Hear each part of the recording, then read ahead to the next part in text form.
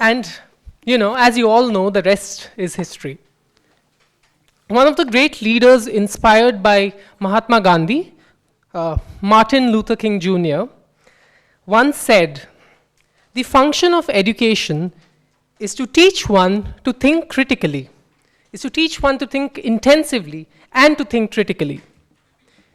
Intelligence plus character, that is the goal of true education." This powerful statement will resonate with everyone gathered over here. We've all devoted our entire lives, almost to this maddening pursuit of knowledge. So, on this very note, it is indeed a matter of great honor and great pride to invite you all at MICA, on the 6th International Communication Management Conference, or ICMC 2020, on managing business in the digital economy. Over the next few days, we shall engage in rigorous and rewarding discussions on concerns that impact all our lives and future. Let us begin this occasion with MICA's time-honored tradition of lighting the lamp, and of course seek the blessings of Goddess Saraswati. She's the goddess of knowledge, with Saraswati Vandana.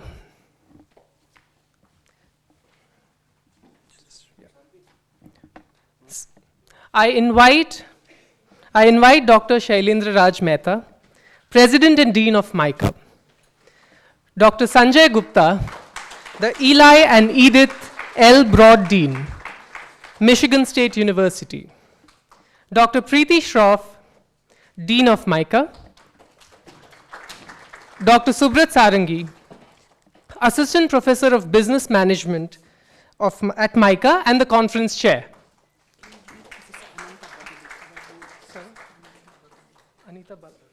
Ananta. Okay. Dr. Ananta Babli.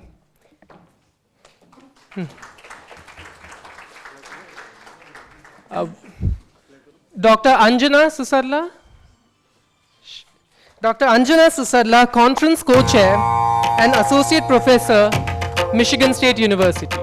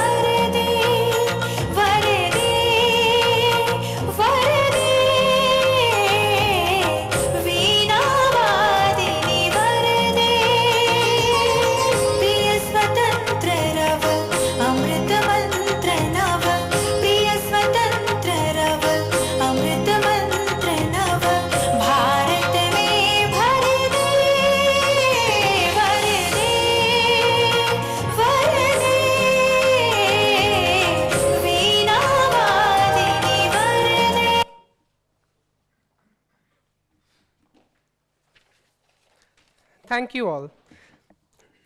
I would request Dr. Subrat Sarangi to kindly be on stage for the official inaugural gathering for ICMC 2020. Dr. Subrat brings over 2 decades of industry, management consulting, teaching, and research experience. He has been in the academia for over 7 years. In addition, he brings his rich experience working with leading corporates such as Avalon Consulting, IBM Global Services, and Wipro Consulting. I request you to kindly come on stage and address this gathering.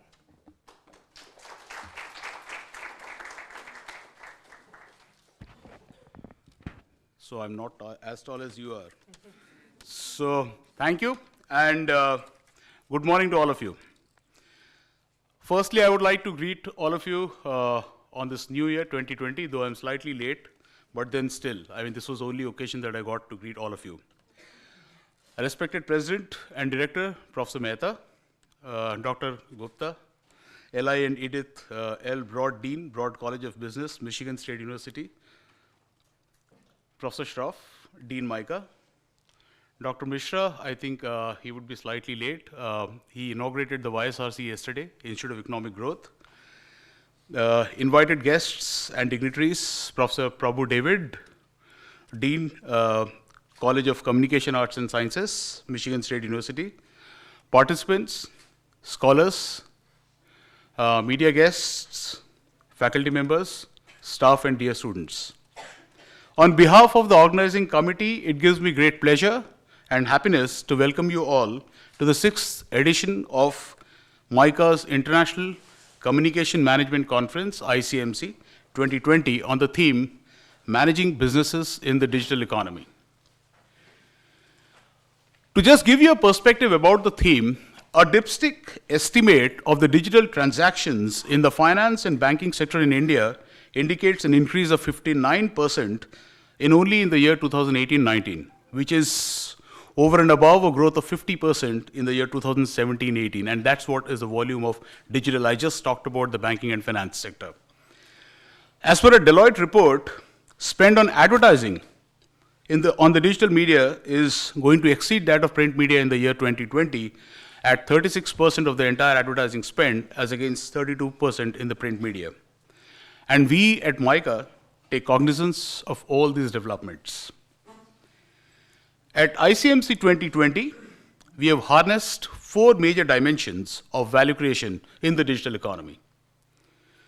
In the 4 tracks of the conference, which we have specifically identified as a part of the broad theme: global business environment and strategy, with which we are going to start off our first track; communication and marketing innovations; managing people and organizations; and operational and financial excellence.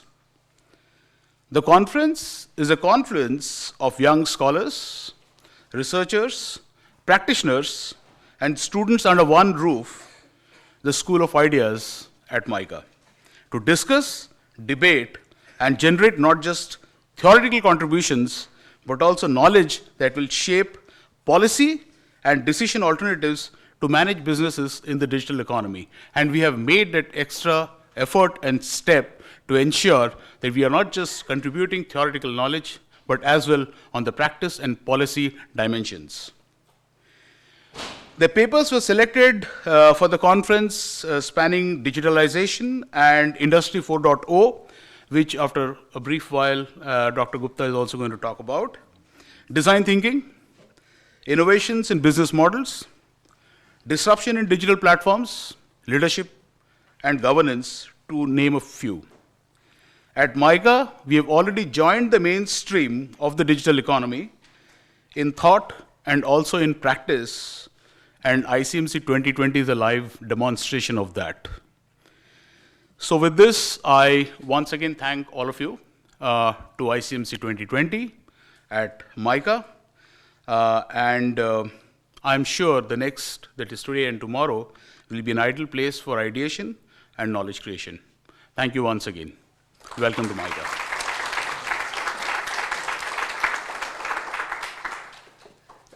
Thank you so much. I would now like to invite the President and Director of MICA, Dr. Shailendra Raj Mehta. Dr. Shailendra's endless quest for knowledge has transcended both disciplines and continents. His significant body of work and his wisdom are nothing short of inspirational. Dr. Shailendra, may I request you to please address the gathering?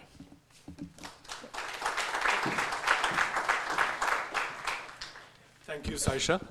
And a very warm welcome to all of you, especially our partners from Michigan State. It is indeed a pleasure to be standing in front of you for the 6th ICMC conference, because this is an integral part of who we are at MICA and the School of Ideas, which is our tagline. The reason why this is important is because MICA in the recent years has made a huge push towards knowledge creation. We've always been known for excellence in teaching. We've also been known for our thought leadership, but we needed to extend that a lot more and globalize, because great teaching is a local good, great research is a global good. Therefore, having international conferences such as this are an integral part of who we wish to be. That is, leading knowledge creation not just in this part of the world, but essentially creating thought leadership throughout the world.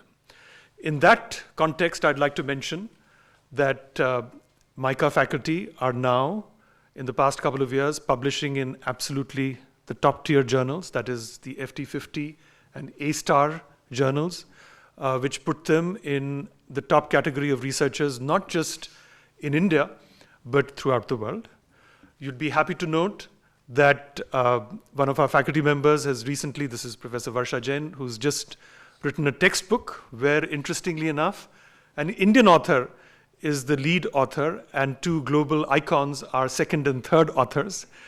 And this book is going to be published in 3 versions, an Indian version with Indian cases, an American version with American cases, and a Chinese version with Chinese cases with the same framework all the way through. So this is the kind of global leadership that MICA is now setting the stage for. And this is just for starters. There are so many other projects that we have initiated that I'd like to very quickly, I don't want to take too much of your time because we are all eager to listen to Dean Gupta. But very briefly, as you know, MICA is known also for its gender balance. If you look around, if you look at our students and our faculty, you'll find them evenly distributed across genders. And therefore, gender equality and concern for gender justice, as it were, has been an integral part of MICA's mission. And in that context, you'd be happy to note that a year ago, we initiated a global study focusing on India, China, and the United States. That is, leadership journeys of women in the corporate sector. And you'd be happy to note that even though these countries are very different, they're all large economies in terms of purchasing power parity, the largest in the world, the 3 largest in the world, and very different culturally, but surprisingly, the journey of women leaders is surprisingly similar. And indeed, the challenges that women leaders face across the world are also very similar. And so documenting it in the context of globalization, I think has been a particularly interesting journey. And we'll be sharing some of the early results from that study very shortly. We've also launched a behavioral research lab. As you know, the Nobel Prize in Economics this year was given for behavioral economics. We launched our lab about 6 months ago. And many other initiatives like that, basically that will put us and position us globally as knowledge creators. And also building great partnerships. And this is what I'd like to close with, building great partnerships such as the one that we have now with MSU, both with the School of Communication and the School of Business. I think they're going to be integral in terms of our way forward. We have many other partnerships that we are developing in the United States, Europe, and China, and of course across India. So I think this will position MICA for a rapid leap, as it were, in terms of knowledge creation, dissemination, and thought leadership. So without further ado, let me welcome all of you again here on this wonderful, absolutely lovely day here in Ahmedabad. Blue skies, temperate weather, and a great program ahead of you. And I should mention also that, of course, we have a great dinner lined up for you, and lunch, of course. But before dinner, you will see an outstanding performance by a maverick, a very well-accomplished dancer in the Indian classical tradition who also combines modern contemporary dance. So the reason why I mention that is that this floor, the stage that you see jutting out, is there for his performance. This is not something that we could do in a couple of hours. So basically our crews were at work all through the night in terms of creating this. So please bear with us. There's a little bit of inconvenience that you will face in terms of going up and down the stage, but it's all towards a good cause, and we look forward to a great performance. So with that, welcome again, and we look forward to a great 2 days. Thank you. Thank you so much for the encouraging words. Now, I would like to invite the Dean of MICA, Dr. Preeti Shroff. Dr. Preeti has extensive experience of over 25 years in international management and development, democratic governance, and civil society capacity development. She's also a firebrand for women's rights, who recently led Micah's conversation series, My Voice Matters, on gender-sensitive and empowered environment. Dr. Preeti, over to you.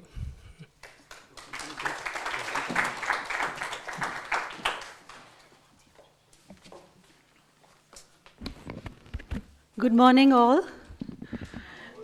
The word gender has come up, so as Micans know and Micah community knows, my comment will begin with gender. Looking around the room, women, you are looking gorgeous in your saris. Men, you to do much better. Please. And actually at Micah, I have a very unique positioning because we are always very strong in terms of women's representation. For the first time in my life, I do care about men and their representation.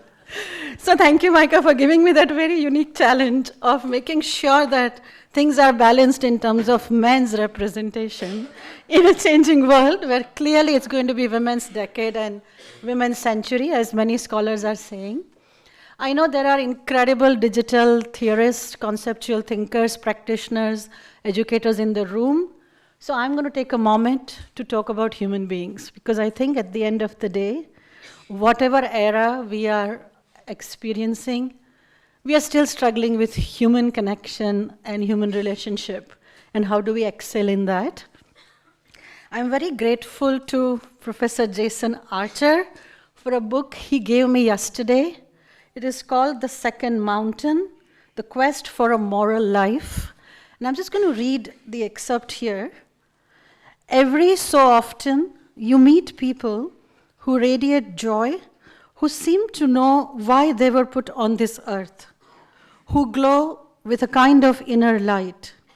Life for these people has often followed what we might think of as two-mountain shape. They get out of school, they start a career, and they begin climbing the mountain they thought they were meant to climb. And in that sense, you achieved success. Their goals on this first mountain are the ones our culture endorses: to be a success no matter what, even at the cost of a lot of emotional sacrifices. To make your mark through that success in this world, to experience personal happiness while balancing very difficult personal and professional spheres. But when they get to the top of that mountain, something unique and very complex experience that happens. They realize this mountain is not satisfying, and maybe this is not my mountain. I do feel that all of us experience this. We are at a stage in life where we all have to now start looking for that second mountain. Jason, I'm very much part of that quest as a woman, as a mother, as a wife, and as a professional.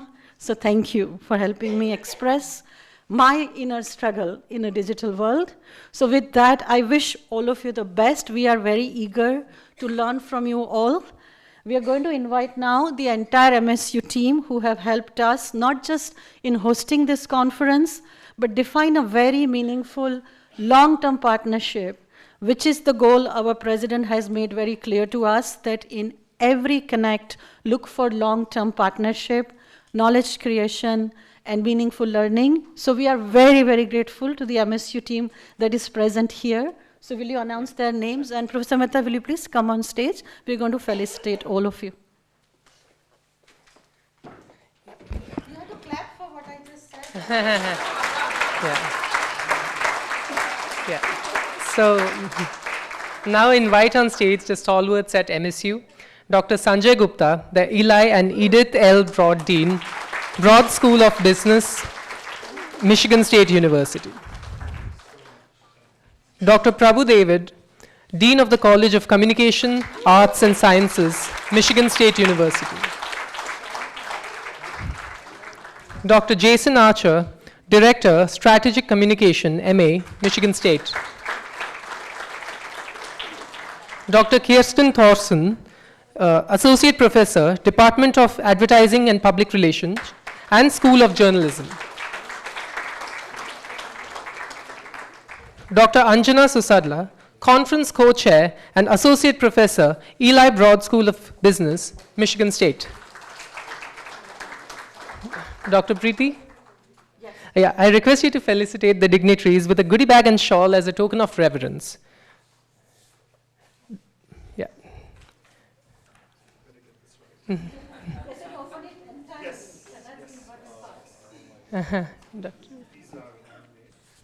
Yeah, I will. Yeah, sure. Dr. Sanjay Gupta.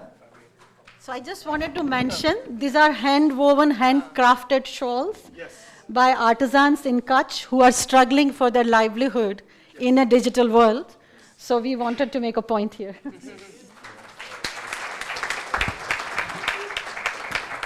Dr. Prabhu David.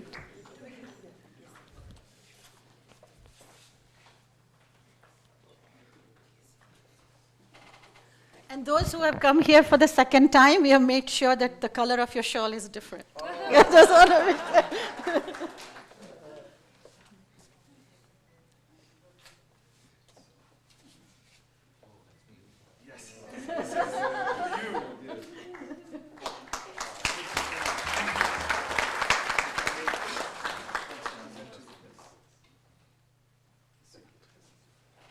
Dr. Jason Archer.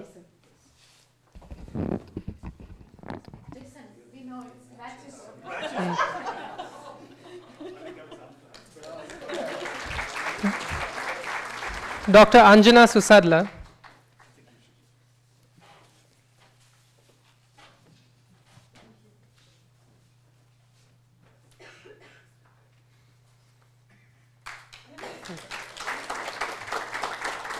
And Dr. Kirsten Thorson.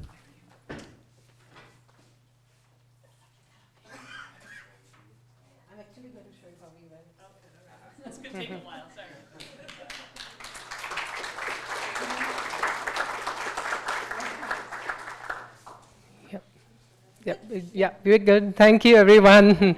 I request Dr. Sanjay Gupta to kindly remain on stage for the keynote address. We can go now.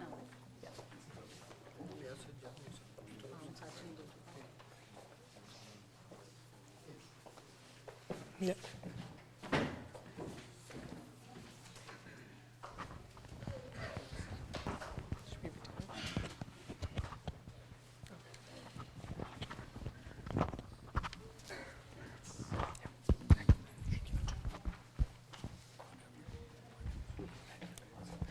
Dr. Sanjay Gupta, the Eli and Edith L. Broad Dean, Eli Broad School of Business, Michigan State University, joined the Broad College in 2007 and has held several prestigious positions over the years. Dr. Gupta's expertise lies in corporate and individual tax policy issues.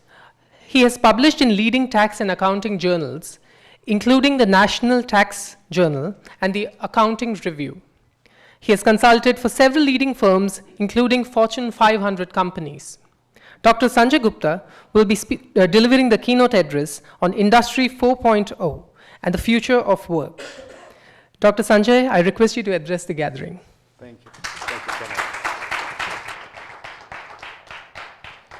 Good morning, everybody. Good morning. I hope you can hear me just fine. Excellent.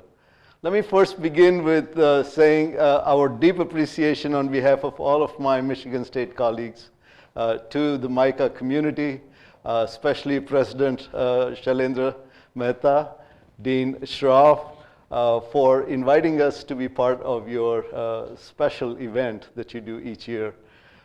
The notion of idea generation, the notion of thought leadership, the notion of knowledge creation is something that we share in abundance, and for us to be a part of that event is a special honor. On behalf of my colleague Dean Prabhu David and all of my colleagues from Michigan State University, we want to thank you for including us and allowing us to share this event. That said, we are going to be talking about this digital economy. This is a topic that I must say we came to it during Dean Schroff's visit to East Lansing, and we discussed quite a bit about this upcoming event and what the theme should be, and she shared the passion that President, you have for what is going on in the world today and how should educational institutions be thinking about the responses to these developments. And so we hashed out essentially this topic, and I'll come back to it towards the end as to some of the more specifics that we hashed out. But in my introduction, I think you heard that I'm an accountant, I'm a lawyer, and Preeti reminded me I'm a man. So in some ways, I mean, I feel hopelessly inadequate to talk about all of these issues around the digital economy. But we'll make an effort to put it in the following perspective, and that is, this is not about the technical side of what's going on. I think so many in this room are so much well-versed and knowledgeable about what's going on. So it's not that, but I share with you part of what people like me in my role as the Dean of a business school, my colleague Dean Prabhu David in his role as Dean of a College of Communication Arts and Sciences, the kind of conversations that we have around the role of the academy, the responsibilities of educators in thinking about these issues, and then how it is that we respond. I think it's going to take on significance based on your location, your objectives, and your desires. Right? So hopefully that will come through, at least in part, as to what we are thinking about on our campus at Michigan State University. And I'll, of course, focus my remarks much more around the business school, since that's where I have most of my context. So I'd like to try to organize my remarks around saying, we'll put it in these three areas of what this digital economy in general, to lay out the scope of what it is that we are faced with. Put it in some kind of an organizing mechanism, and I'll use this phrase around Industry 4.0. And then finally, just talk about the most important implication from an educator standpoint, and that is the impact of this on the labor markets, and therefore our responsibilities in terms of thinking about how do we prepare this labor market for success in their career paths. So if you think about the digital economy, I've tried to fashion it in terms of saying, what are the challenges, what are the opportunities, because there are both. And you can imagine in some way, you could bucket it in lots of different ways. This is one way to perhaps organize it in terms of thinking about the economic forces, the social elements, the political dimensions, as well as the organizational issues that are faced both from a challenge perspective, but also presents really important opportunities. I mean, if you think about the economics of what's going on in this digital economy, there is a lot of disruption that is taking place, and that disruption causes upheaval of untold magnitudes. How does one respond to that? I mean, this is a big, big challenge that all organizations are facing. If you think about the social implications, there is a lot being said about the potential for job losses that are arising from the development of these technologies. And that has a very severe and serious social consequences on not just the individuals who might lose their jobs, but on the entire families and the entire societies around them. On the political side, our infrastructure is being geared towards legislation and regulation and standards that are based on a very different set of economic forces. And what we really don't know is this is uncharted territory, and how are we going to put together a set of rules and regulations and standards that can address the issues arising from the digital economy. And then finally, from an organizational perspective, the digital world is changing the very definition of every system that you might imagine. Professor Subrat talked about all of the financial transactions that are taking place and these tremendous increase in the number of those kind of transactions. Well, the financial system is just one, but you can imagine all of the systems, supply chains, whether it's the marketing function, it's the communications that is being used. All of those are being really unsettled in this world. But by the same token, you can go through each one of those challenges that I said, and each one of them actually also offers opportunities. And without going through the entire thing, I mean, just think about job losses. I talked about that because that is so personal to all of us. But it is also resulting in the creation of lots of new businesses, and those opportunities are also providing opportunities for new jobs. And maybe they are different, but hopefully they are more plentiful, and hopefully that they actually provide much more economic bang for the buck, right? So that's possible as well.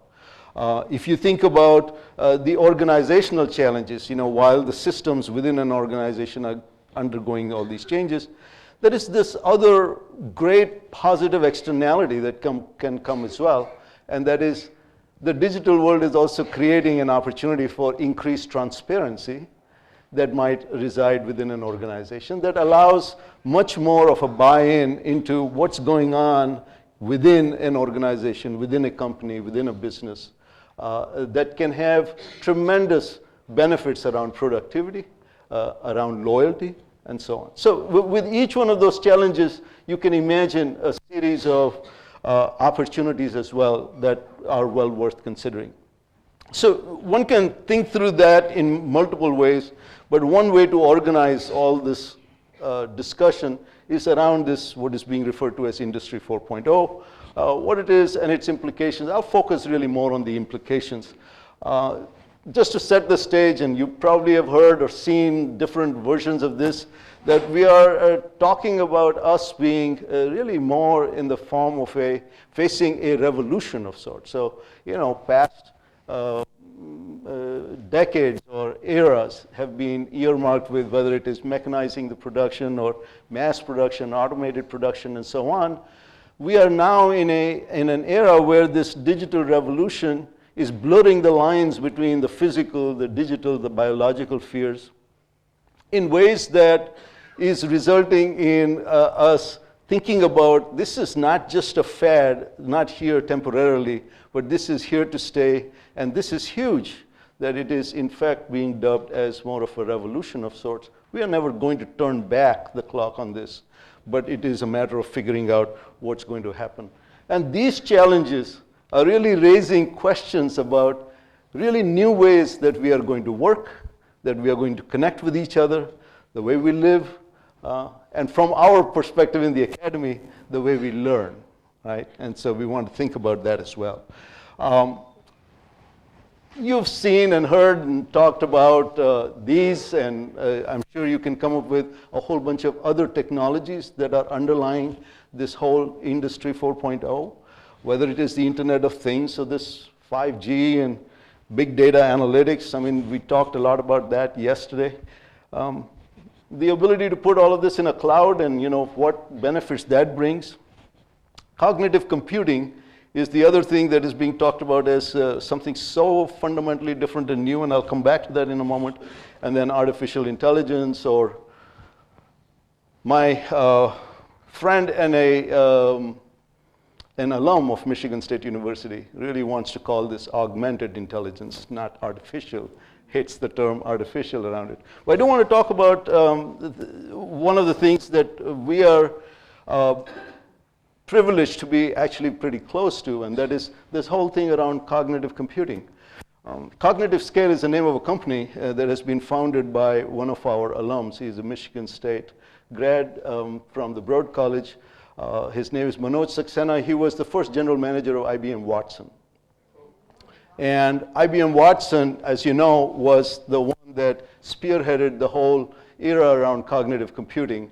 And he talks so much about not just the technology that underlies the changes that are taking place in computing, the ability to reflect and resemble and capture the human mind and emotions and so on, but a lot of what you talked about, Preeti, and that is the human side of it, the potential for ethical challenges that this kind of environment and this type of technologies create, and how do we actually think about this ahead of time, not as forced to being able to deal with it once it is all in place, but ahead of time. So thinking about these and other technologies in terms of what they are able to do and how they are going to impact this future of work is part and parcel of what I think we ought to be thinking about. And you know, these kinds of graphs or discussions really raise the ante on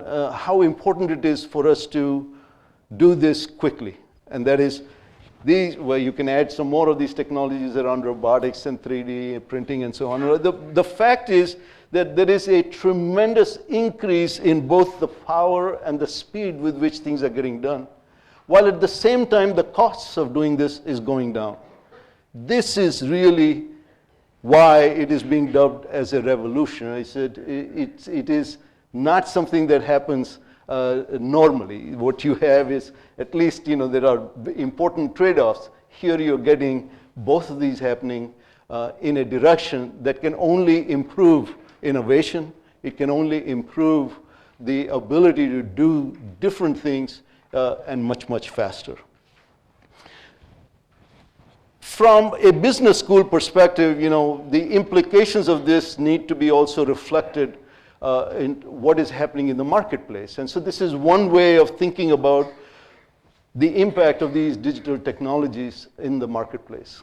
If you think about market penetration, there is a Rogers curve that, you know, follows some kind of a normal curve, normal distribution, and so on, where things happen in some orderly fashion with innovators stepping in and the early adopters and so on, right?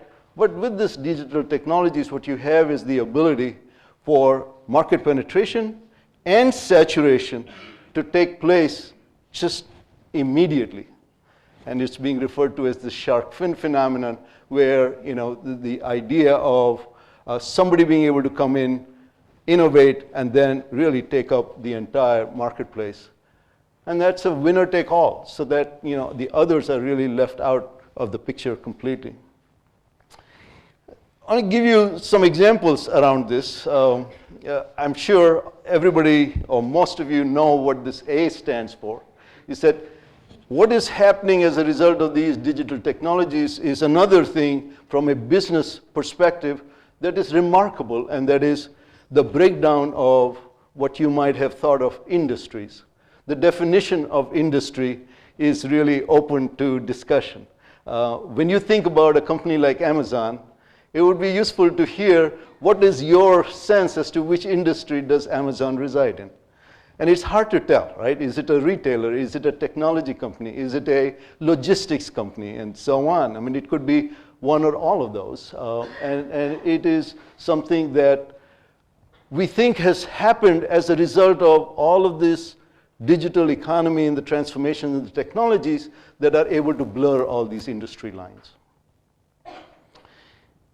So in that kind of an environment, the question obviously is, okay, so how are businesses going to survive? Are they all just going to become, you know, eventually one Amazon? And that's about the only entity that we have. I share with you a couple of examples that, once again, are tied to some personal relationships that we have. One is with TJX. I believe they are here in India as well, but I don't think they're in Ahmedabad. But it's the largest specialty retail stores, retail company in the world now. So it's ranked, it's within the top 100 Fortune 500 companies. And they are well known for being able to sell the merchandise at about 40 to 60% below what that same merchandise would sell at the typical store. And this is not seconds or things like that, okay? This is the real thing, but they are able to sell it at that lower price. That has been possible because their whole philosophy has been around figuring out how does the company become a smart shopper? And just like consumers are always trying to think about a good deal, the company has taken that fundamental on. The president of TJX Canada is an alum of Michigan State University and of the Broad College. Dean David and I met with him in Canada during our last trip together. And he described, what the philosophy of that company has been all about. By the way, it's got over 2,800 stores.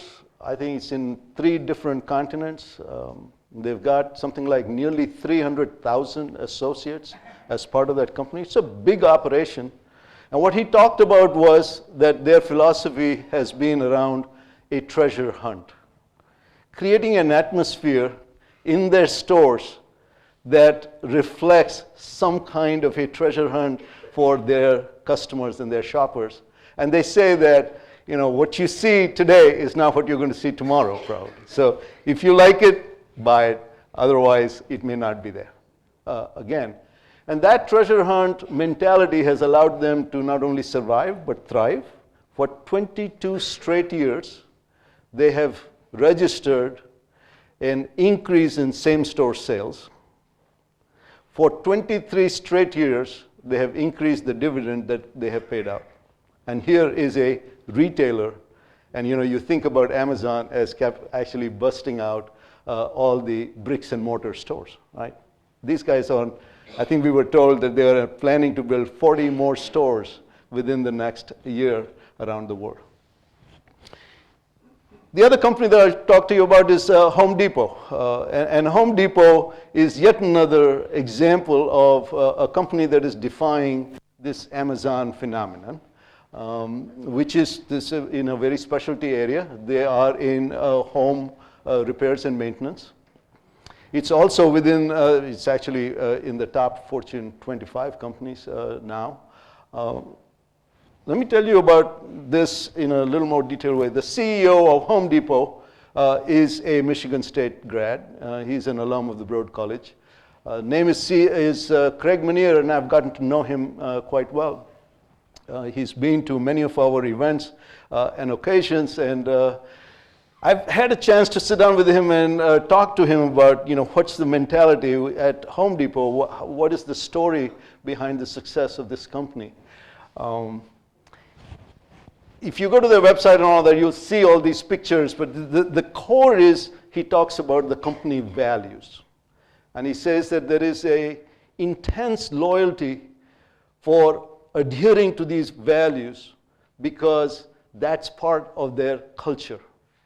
You might recall the Peter Drucker famous quote that culture eats strategy for breakfast, lunch, dinner, maybe all meals. This is something that they truly believe in. And on that circle there are 8 different values and so on, but you could have different values. But this notion of completely believing in that and then adhering to it and then following. They also have a philosophy around all of their stakeholders, and it's in the form of an inverted pyramid. And I put Craig's picture on the top, but actually the way the pyramid is set up, he said, I am at the bottom of this pyramid. Who's at the top are their customers.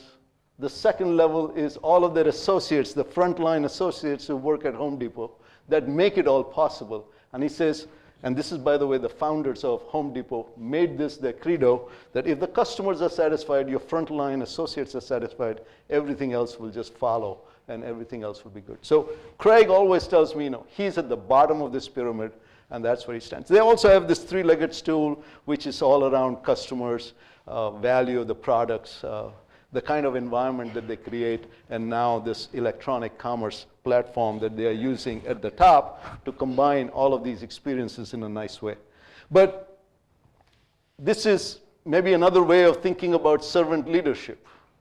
Is a depiction of this inverted pyramid and something that has paid huge dividends to them. They are one of the best stories on the Dow 30, by the way. So this is another thing which is kind of mind-boggling. After saying all of the speed with which things are moving, people are saying that we are just at the beginning of this explosion of how things are going to change the speed with which things are going to change. And that if you can imagine, things are just going to happen even faster going into the future. So kind of hold your breath, fasten your seatbelts or whatever you want to do, but that is scary. And it is showing out in the capital markets in a very significant way as well. This is not very old. This is just, like a 15-year time span. But if you think about this, I've got data from 2006. The color codes are for companies in different industries. The yellows stand for the energy sector, oil and energy. The blue stands for the technology companies. Financial services is in green, and the purple is a conglomerate. In 2016 itself, things started to change. I just captured this data off of the end of the year 2019. And what you can see is that the top 6 companies, I put them all in blue. If you want, you can change Amazon to a purple or something like that and say it's a conglomerate, I don't know. But nevertheless, there is not a single oil energy company, anymore in that top list. So this notion of data is the new oil is kind of a nice, cute way of saying what is the transformation that is taking place, not only in the digital spheres, but it is playing out in the financial markets, and the people who are valuing these business propositions are noticing that too. That's not the end of the story, and obviously this is something that has to be recognized in a very significant way. Internationally, countries have taken on positions around Industry 4.0 in their own way of how they're going to tackle those. There is a whole slew of different ways that they are doing it. In the US, we are talking about everything smart. So there is the Industrial Internet Consortium and so on. China, you might have heard about the Made in China 2025, the Belt Road Initiative. All of those are tied to that Industry 4.0 and so on. We were in Indonesia. Colleagues of mine from the College of Agriculture and Natural Resources and I we spent a week in Indonesia, and they are talking about making Indonesia 4.0. And there is a whole slew of objectives that they have laid out with the notion that, their goal is to be among the world's top 10 economies by 2030. And the way they're going to do that is by looking at all of these markers around what their productivity to cost ratios, what their export values will be, what is their spending on R&D, and so on. Once again, coming back to that human factor, creating 7 million new jobs. I won't go into the details, but if you look at their targets compared to where they are today, it is just amazing as to what their aspirations are of what they're going to increase. Just for example, if you think about increasing their R&D spending to 2% of their GDP, right now they are at 1/7 of that level. So we are already in 2020, you're talking about 2030, so that's 1 decade to be able to increase it 7-fold. That's a serious commitment on behalf of the entire nation. In India, there is the Bharat Udyog going on, right? And it's called Samarth, and I've already forgotten what SAMARTH means, but I believe this is an acronym, right? And the scale of things here are also just incredible. At some level daunting, but then again, these are opportunities. So for example, if you think about what's going to happen over the next 20 years, it's an estimated that 300 million people will be entering the workforce. And you add it with what the workforce already is, the estimates are that the total workforce will be about 1.1 billion people, which will be more than all of Europe and the US combined. I mean, the magnitude of things are crazy, right? So obviously, this is going to be a good thing if there is an appropriate manner of being able to provide these people with jobs. And it will be a bad thing if that doesn't happen.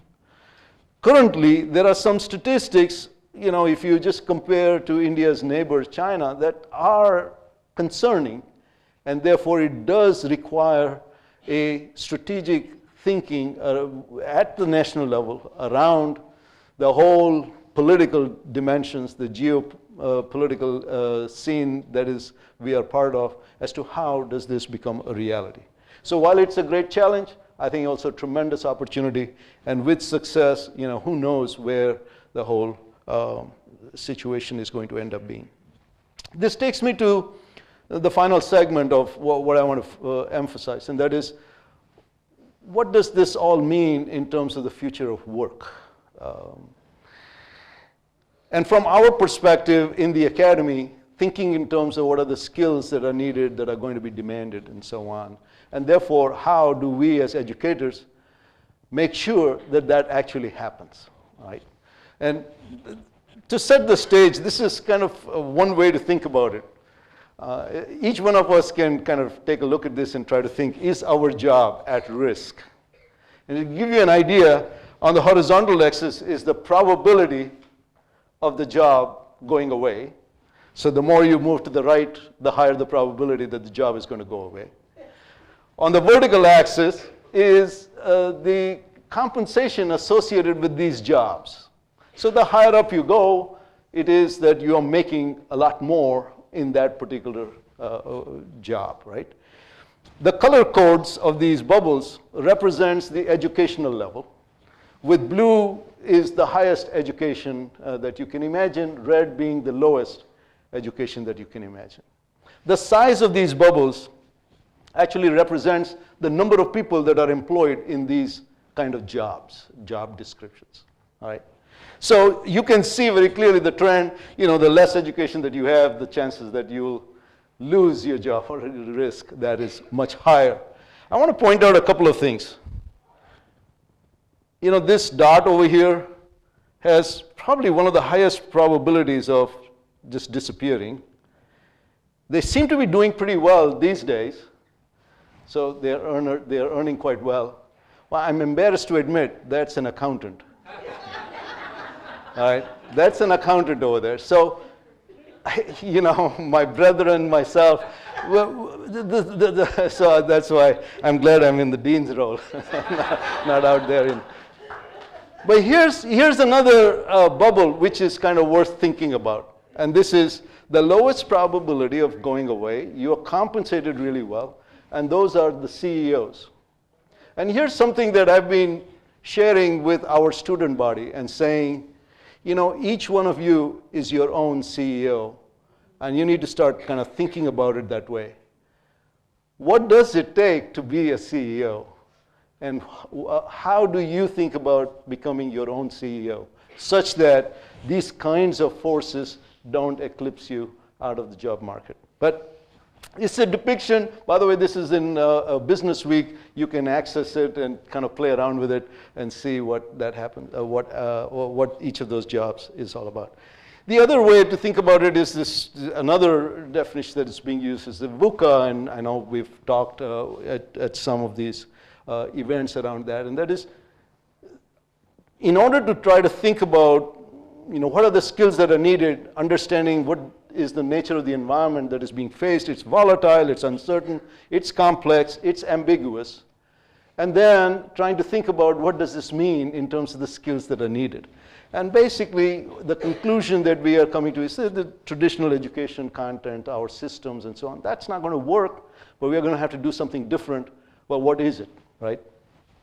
If this is the kind of environment that is viewed as the new normal, there is another thing that we want to keep in mind, and that is we are dealing with a very different generation too, right? It's not you and I, well, some of you might still be part of that. I'm sorry, I don't want to take that away. But, if you're talking about Generation Z, these guys, this is just completely different, right?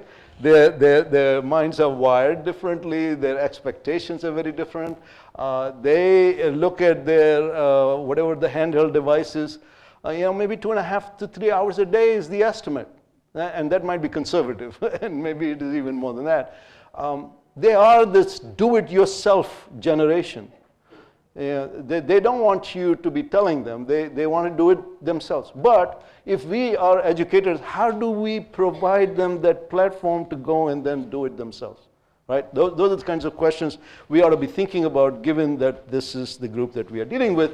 And so, you can start talking about these different words that are used to think about skills. If you take the traditional skills, do we need to reskill? Do we need to upskill? Really, it comes down to saying, fundamentally, how do we define work anymore in this environment? What does that mean? Something that Jason spoke very eloquently about yesterday was that most of us define ourselves by the work that we do rather than the person that we are. And that is rampant, isn't it? I mean, it's like, I work at this, I get satisfaction from doing that, and I'm compensated in this way. All of this is tied to work, but, thinking about what is work becomes really, really important in a fundamental way. That said, that's a big question, and I'm not sure that we'll ever resolve that part of it. But if you drill down at some level, there are some things that are pretty obvious, and that is cognitive skills are going to play a huge role. These soft skills that we talk about are going to be extremely important. And we have actually vetted this out with numerous conversations that we have had with companies like Amazon, Cisco, Salesforce, Google, and what have you, that some of my colleagues have participated in to try and understand what exactly are these skills. And I know that Preeti and I had many conversations about this. Shailendra, you talked about creativity in an important way, and that is something that comes through every single time. So it's not enough to think about STEM. You really need to think about all these other things too. What is humanity, the ethics, the creativity, the imagination, and these are not things that we are kind of used to teaching. I'll tell you what, especially not in the business school. People like Prabhu and Jason and Kirsten, I mean, these guys specialize in thinking about those things, but certainly we don't in the business world. Here's something that I have become very, very sensitive to in making sure that there is an extensive discussion within the Broad College about ethics. And that has an implication around a whole bunch of issues that the digital economy really explodes. And that is potential for disclosure, potential for bias, the potential for lack of transparency, the potential for accountability. All of these kinds of issues really raises the ante on ethics and ethical conduct. And then, perhaps even most importantly, ethical leadership. What does that mean, right? I'm going to wrap up with a couple of things. One, G20 in the year 2018 was hosted by Argentina. The president of Argentina used this phrase to say the future of work will be a race between education and technology. That's pretty profound if you think about what that means. And there's a lot of extrapolation that was done of the data to say that if we don't act, this can be really, really costly. And these numbers are just suggestive. These are all estimates, but it's a big number. That the cost of inaction is in trillions of dollars collectively. So this is not something that we can wait on. This is not something that we can say, well, we'll tackle it when we figure out what the impact of the digital economy is. This is something that has to happen immediately, right now. And so I'll end with the following. And I told Preeti that I got a little surprise for her. But based on all of the conversations that we had leading up to this conference, I thought this is one way that I can summarize it.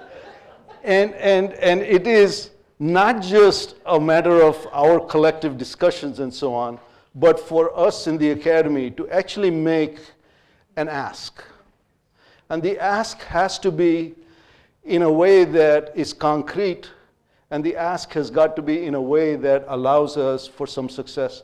And the ask is to answer some of these fundamental questions that are being raised. Hey, who will be the educators? I know that there are many of us in the room who are in that role, but who will be the educators on an ongoing basis? And who will educate the educators?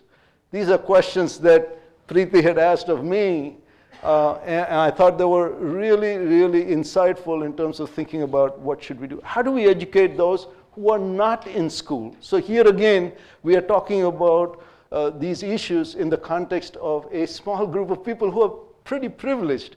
I mean, you are in MICA, we are at Michigan State. I mean, it is really top-notch educational institutions, but what about those who are not in the educational fold at all? How are we going to address their capabilities, the future of work for them? And then finally, how do we, all of this is tied to, of course, this notion of the family, the human dignity, and so on.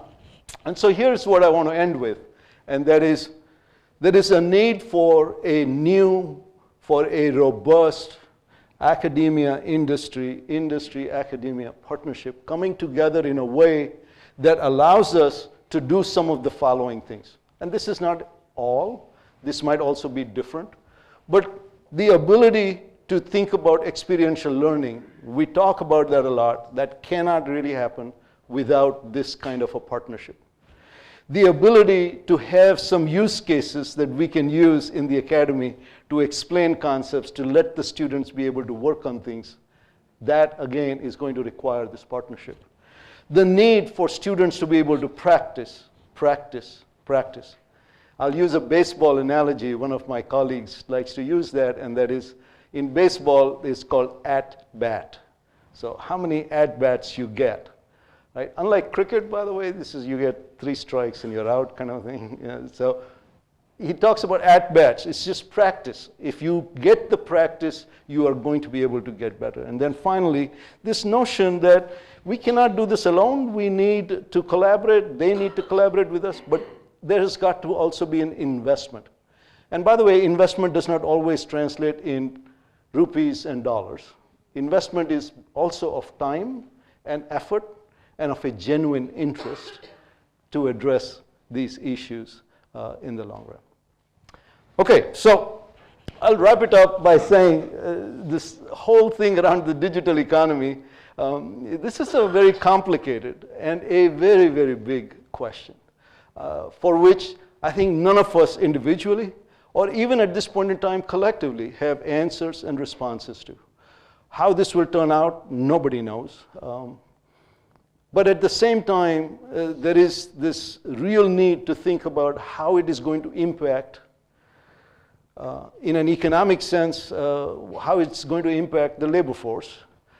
In a human, personal sense, how is it going to affect each individual, a family, a community, and so on. And it is in that concept and in that way of thinking that we in the academy have a special responsibility to think ahead, not wait till things get compromised and those jobs that I talked about at risk just disappear, and then all of a sudden we don't know what to do with it. But we need to be proactive in developing the skills that the future workforce can hone in on and be able to succeed and thrive.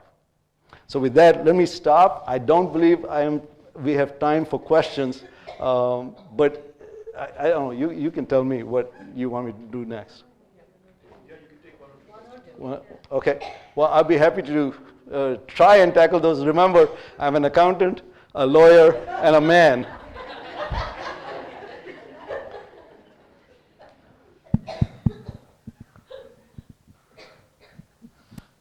Any comments? It doesn't have to be a question. Any comments, any thoughts that you might like to share?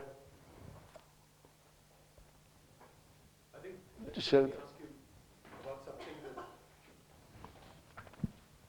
that we've been thinking a lot about this. That is, how do you see the role of China in all of this? We've talked a little bit about the United States. We've talked a little bit about India. But many of the interesting models, many of the new ways of organizing activity are actually coming from China. Yeah.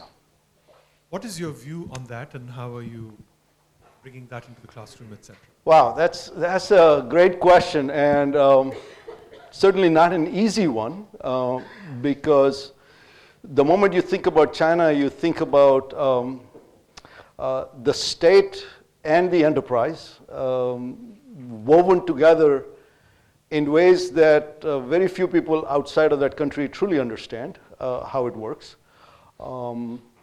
You think about the traditional and the typical economic forces that might drive activity one way or the other, and it's not clear that those forces are operating freely in that environment, and therefore, what does one make of that development? At the same time, you can look at the results, and the results are phenomenal. From a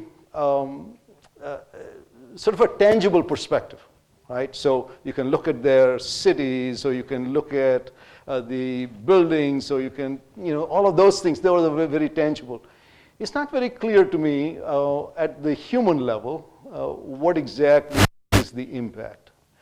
We know one thing for sure, and that is China is going to experience something in at least a couple of decades, or however long that takes, for the whole population issue to come upon them, right? That whole one-child policy that they had, very soon they're going to get into a stage where there will be 2 old people for every one young person who is supporting them. What happens in that environment is absolutely unclear. I know there are some examples from Japan that you can sort of think about where the birth rates had slowed down tremendously, and Japan clearly went through at least 2 or 3 decades of complete stagnation. Is that something that will happen in China? It's hard to tell. They have, at each time one has thought about this as a stumbling block, they have pulled out a rabbit out of the hair kind of thing. and so we'll have to wait and see. One thing that I would say, their investment in education is something that we should really look at as an example. It's a good example.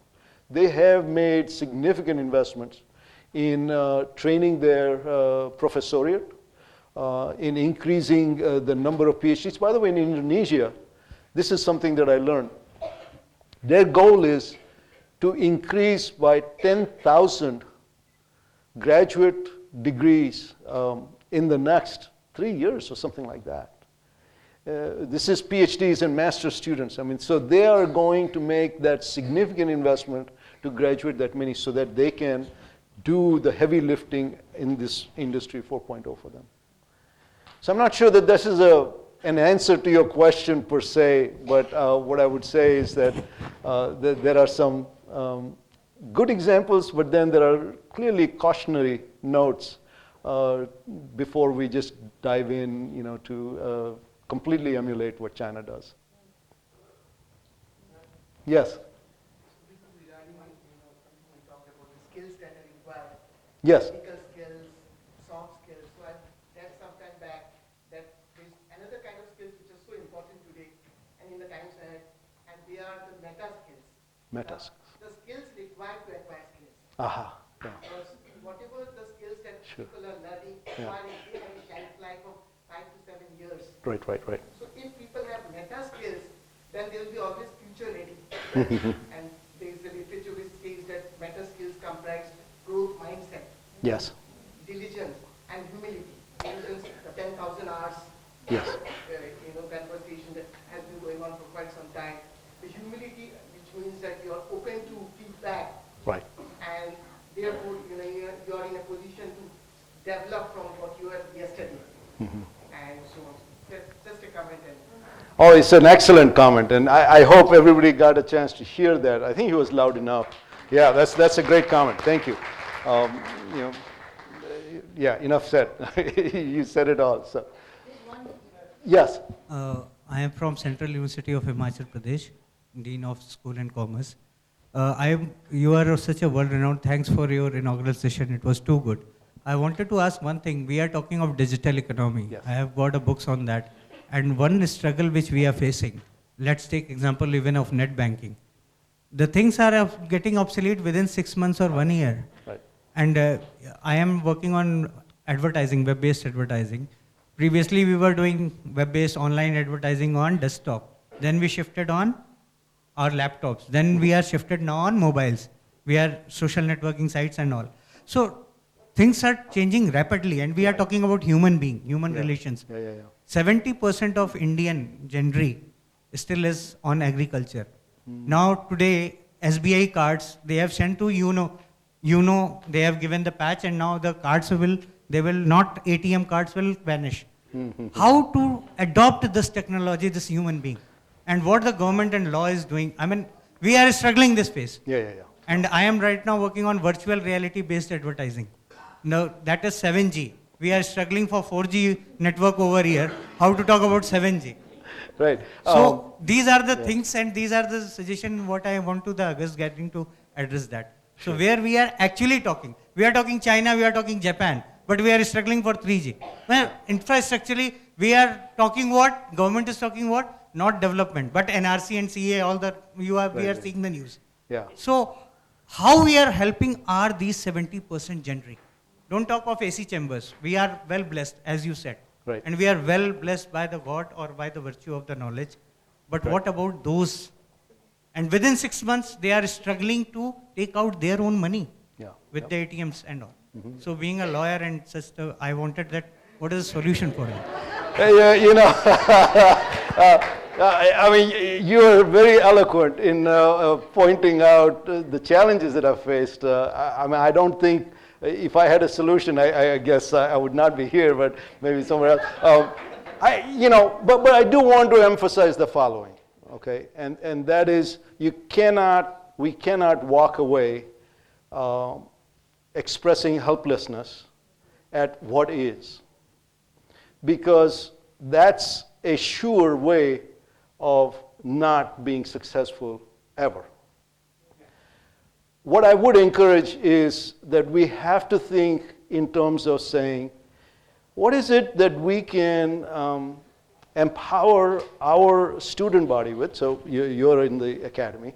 What is it that we can empower our student body with that does have a longer shelf life, that is not limited to a 6-month time frame, that is not dependent on a specific technology or application, but that is indeed allowing them to have the kinds of skills that will enable them to build on that regardless of whether it is 3G, 5G, 7G, or whatever, right? But it will allow them to then scale up. People talk about, you talked about meta skills, people talk about lifelong learning, people talk about this agility of the mindset to be able to understand what they are dealt with and build upon that. That's probably the best we can do in one sense. So, but I think to throw up our hands would be a mistake, right? So we may not have the perfect answers, but that doesn't mean we don't try. Because this is the other thing too, we have to be comfortable in failing. So we may try something and it may not work, which is fine. We at least learned that this doesn't work, right? And that might be just as beneficial in some sense. I know, I think my time is up. I really thank you very much. I request you to be on stage for a bit. Yeah, there's two.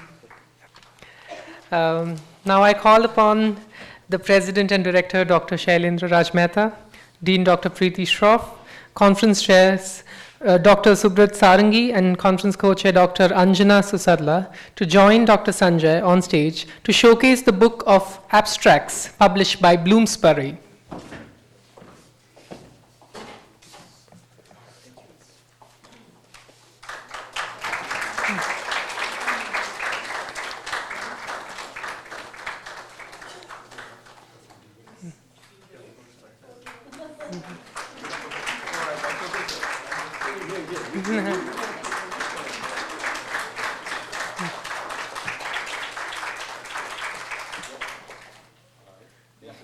Thank you. I request Dr. Sanjay to be on stage. There's another short event. Micah now proudly, the rest can,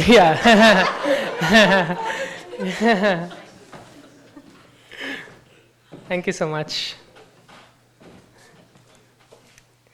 Yeah.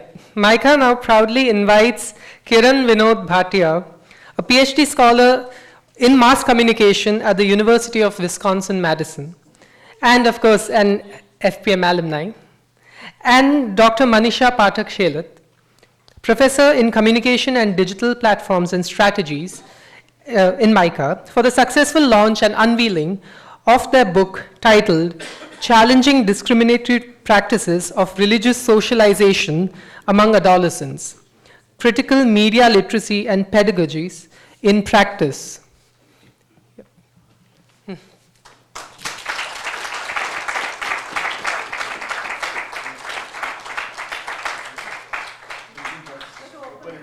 Yes. I'm opening it on behalf of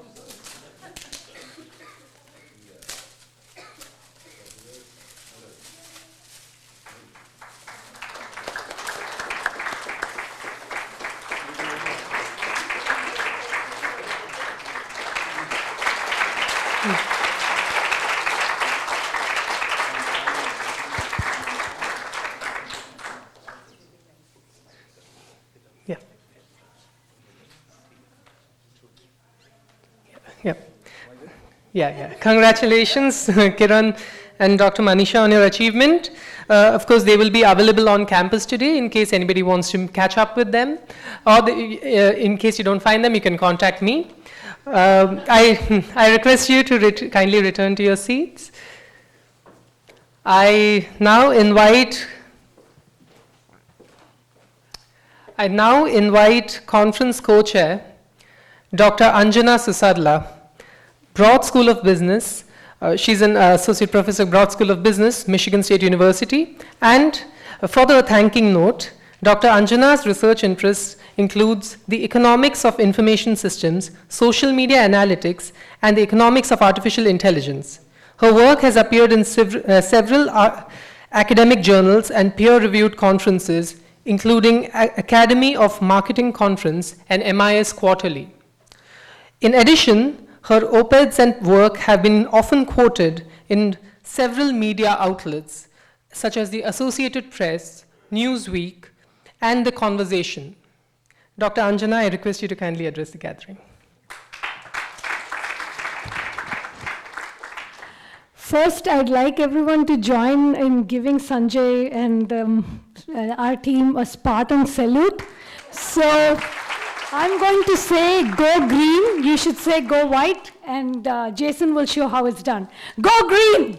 Go white! Go green! Go white! Go green! Go white! So, go red though, yeah. Okay, go red! So thank you very much, Sanjay, for laying out so succinctly and so articulately the challenges ahead in the new millennium for not just India, but everywhere, every country in the world. It affects all of us personally. And thank you so much for that wonderful keynote. I want to thank all the three deans, Dr. Preeti Shroff, Dr. Sanjay Gupta, and Dr. Prabhu David, for their vision in sort of shaping this whole conference. It has been such a great privilege and honor to be part of this wonderful occasion. So I think thank you to all three of them for thinking about this, for making this sort of wonderful thing possible, and I hope we continue this collaboration and conversation. I want to thank Professor Shailendra Mehta, Subrat Sarangi, Dr. Mishra, and the MICA team. I'm sure I'm missing a lot of names. Sorry about that, but thank you so much for making this occasion happen, and I'm very proud and honored to be part of the conference organizing committee. Thank you to also Kirsten Thorson and Jason Archer for being part of the group as well. And one final individual to thank, I'm sure, first I have to thank the students for their enthusiastic participation. We have research conferences and we have teaching related events. It's so wonderful to be able to bring everything together in such a seamless fashion where, these challenges are all of us face the challenges of digital transformation, so we cannot really separate and say this is a research problem and this is practice. It's all interlinked, and I think this is wonderful that we are seeing it in practice. And finally, one person especially to thank is Jasmine. Jasmine is just, my theory is that she's really 3 different people in one, because there's no way she's keeping up with so much informational overload. So thank you very much to Jasmine as well. Thank you all. Thank you.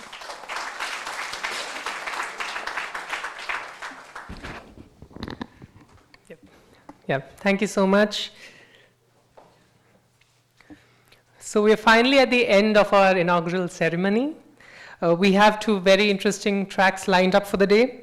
One is on global business ecosystems and challenges. That will be post-tea break.